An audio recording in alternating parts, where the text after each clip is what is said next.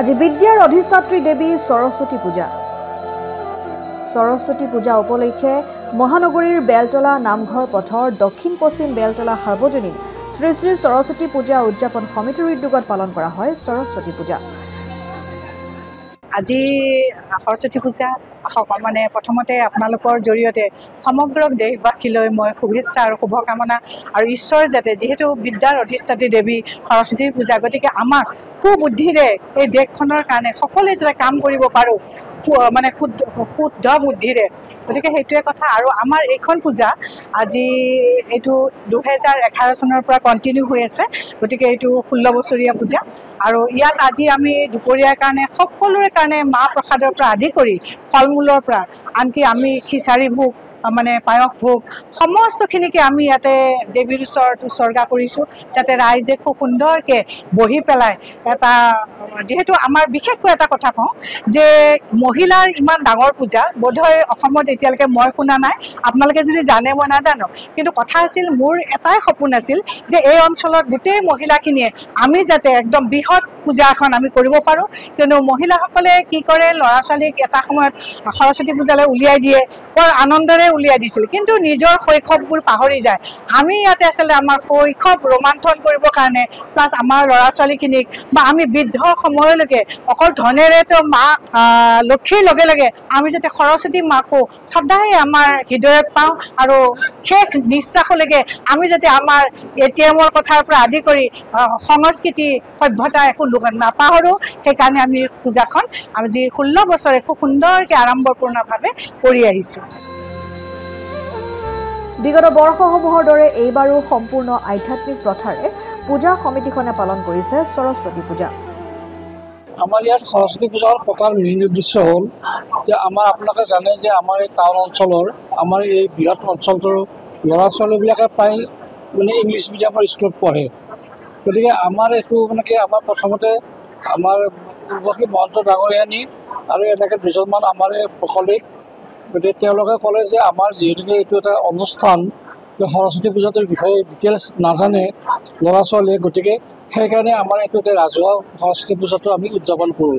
আমাৰ ইয়াত সকলো পূজা হয়, শিৱ পূজা হয়, দুৰ্গা পূজা হয়, বিহু হয়, কিন্তু সৰস্বতী পূজাৰ ভাগৰ এটা বিশেষ বিশেষত্ব আছে। আৰু আমাৰ আয়তীসকলে এইটো যি ধৰণে চলাই দিছে আমি যথেষ্ট গৌৰৱান্বিত। আৰু এইবাৰ মই আপোনালোকক বিশেষভাৱে চিনাকি কৰিলোঁ, এইবাৰ আমাৰ সভানেত্ৰীৰ দায়িত্বত আছে আমাৰ আৰতী শইকীয়া বাইদেউ ডাঙৰীয়ানী, আৰু সভানেত্ৰী সম্পাদিকৰ দায়িত্বত আছে আমাৰ চন্দ্ৰমুখী মহন্ত বাইদেউ ডাঙৰীয়ানী। গতিকে আমি আশা কৰোঁ উৰ্বশী মহন্ত ডাঙৰীয়ানীয়ে এইটো একদম আৰম্ভণিৰ লিড লৈছে, লিড লৈ সুন্দৰভাৱে চলাই নি আছে। গতিকে মহিলাখিনি চব একগোট কৰি আমি মূল সমিতিৰ আমাৰ যিখন নামঘৰ কমিটি আছে, নামঘৰ কমিটিৰ মই সম্পাদক হয়, গতিকে আমি অলপ চোৱা চিতা কৰিলোঁ তেখেতসকলে এইটো সুন্দৰভাৱে চলাই নি আছে। আমি প্ৰায় আজি 4-5 হাজাৰ মানে আমি দুৰ্গা পূজাত ভোগ খুৱাওঁ, আজিও প্ৰায় আমাৰ 2000-2500 মানুহ হ'ব। খিচাৰী ভোগ সুন্দৰভাৱে আমি খুৱাম, সকলো আয়োজন আমাৰ সম্পূৰ্ণ হৈছে। আপোনালোকৰ ইয়াত আহি আমাক ইমানখিনি সহায় সহযোগ কৰাৰ কাৰণে আপোনালোকক ধন্যবাদ জনাইছোঁ, আৰু সকলো ৰাইজৰ সহায় সহযোগিতা আমি ভৱিষ্যতলৈ কামনা কৰিছোঁ। ধন্যবাদ। অঞ্চলটোৰ একাংশ মহিলাই এই পূজা সমিতিখনত নিয়োজিত হৈ আত্মপ্ৰকাশ কৰাৰ লগতে সমগ্ৰ দেশবাসীক জনাই পূজাৰ শুভেচ্ছা। এই অঞ্চলৰ এই পূজাখন আজি 16 বছৰে চলি আছে, অতি সুন্দৰভাৱে চলি আছে। আমাৰ উৰ্বশী মহন্ত ডাঙৰীয়ানীয়ে আৰম্ভ কৰিছিলে, এতিয়ালৈ চলি আছে। এবাৰ আমি বাৰু অলপ সালসলনি কৰিছোঁ, তথাপিতো তেখেত আছে আমাৰ মাজত, এইদৰে চলি যাব বুলি ভৱিষ্যতে আমি আশা কৰিছোঁ। এইখন পূজা আৰম্ভ কৰা আজি 16 বছৰ হ'ল। তাৰ আগত কোনোবাই কৰিছিল যদিও ঠিক নাজানো, 16 বছৰ হ'ল। ঠিক তেনেকৈ সেই সময়ত তাৰমানে আমাৰ ল'ৰা ছোৱালীবিলাকৰ স্কুলত, কিছুমান স্কুলত পূজা নাপাতিছিল, সেইটো মনোভাৱেৰে আচলতে যে আমি ইয়াত যদি এখন সৰস্বতী পূজা কৰিব পাৰোঁ, অন্ততঃ ল'ৰা ছোৱালীখিনিয়ে খুব মানে পূজাখনৰ ভাগ ল'ব পাৰে, মাহাত্য পাব পাৰে। গতিকে সেইভাৱে প্ৰথমতে ইমান মানে ডাঙৰ বা বিস্তাৰিতভাৱে হোৱা নাছিল, মানে তেনেকৈ গৈ লাহে লাহে আমাৰ পূজাখন বহলভাৱে কৰা হ'ল।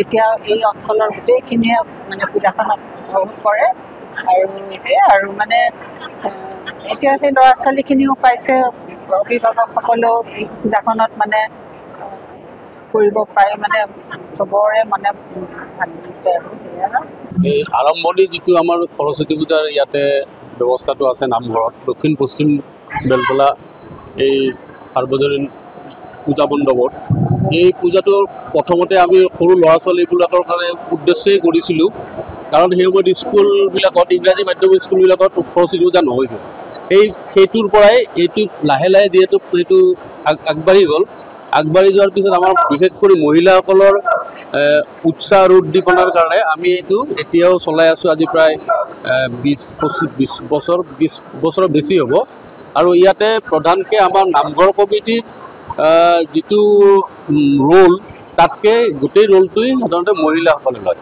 আৰু মহিলাসকলৰ এইখিনিৰ ভিতৰতে এটা আমাৰ ভাল হৈছে কি এই গোটেই অঞ্চলৰ মহিলাসকলৰ মাজত এটা আমি এটা পৰস্পৰৰ মাজত এটা ৰিলেশ্যন এটা মেইনটেইন কৰি আছোঁ এই সৰস্বতী পূজাখনৰ মাজেদি আৰু ইয়াতে এই বাগদেৱীৰ এই আৰাধনাটো চবেই আহে আৰু এতিয়াও দেখিছে আপুনি কিমান মানুহ ইয়াতে আছে গোটেইখিনি মানুহে আমাৰ এই অঞ্চলৰ আৰু গোটেইখিনি মানুহৰে ইয়াতে কণ্ট্ৰিবিউশ্যন আছে বিশেষ কৰি মহিলাসকল আমি চিম্পলি আমি যিটো আমাৰ নামঘৰ কমিটি আমি মানে তেওঁলোকক যথা সাহায্য কৰিবলৈ যিবিলাকত সেইখিনিৰে কৰোঁ এইখিনি আনহাতে পূজা সমিতিখনক লৈ গৌৰৱ অনুভৱ কৰে যুৱ চামৰ লগতে একাংশ ভক্তপ্ৰাণ ৰাইজে আজি আমাৰ সৰস্বতী পূজা ভালে লাগিছে আমাৰ আয়তীসকলে পূজাখন চলাই আছে আৰু ভৱিষ্যতে আমি দায়িত্বটো ল'ম আৰু এতিয়া আমি যিমান পাৰোঁ সেইখিনি সহায় কৰি আছোঁ আৰু বাকী ইয়াৰে ৰাইজৰ মানুহবিলাকে আমাৰ মানে কণ্ট্ৰিবিউট কৰিছে পূজাখনত বৃহৎ মানে ভোগ চোগ আমি দিম গোটেই পূজাখনত আগৰ পৰাই চলি আহিছে আমাৰ অনুভৱ ভালে হয় আমি নামঘৰ কমিটিৰ তত্বাৱধানত মহিলাসকলে এই অনুষ্ঠানটো কৰিছোঁ ভাল হওক ভৱিষ্যতেও যাতে ভাল হয় তাৰে কামনাৰে আৰু হয় হয় ভালে হয় সকলো মানে ৰাইজ ইয়াতে সমাগম হৈছে ভৱিষ্যতে যাতে আৰু ভাল হয়